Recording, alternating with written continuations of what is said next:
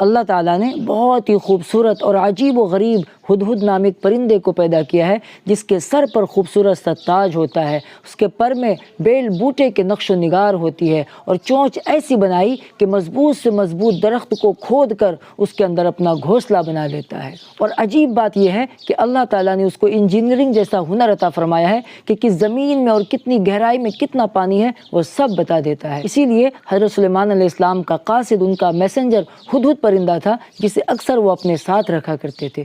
سبحان اللہ! اور اس کا ذکر قرآن کریم میں بھی موجود ہے۔ ہدہد پرندہ کو انگلش میں ہوپو برڈ کہتے ہیں۔ اسکرین پر آپ ہدہد پرندے کو دیکھ سکتے ہیں۔ آپ دیکھ سکتے ہیں کتنا خوبصورت معلوم ہو رہا ہے، اس کے سر پر کتنا خوبصورت سا تاج ہے، اور اس کے پر میں کیسے بیل بوٹے کے نقش و نگار ہے، ماشاء اللہ۔ اب آپ دیکھ سکتے ہیں اس ویڈیو میں کہ ہدہد پرندہ کیسے درخت کو کھود کر اپنا گھونسلہ بنانے کی کوشش کر رہا ہے۔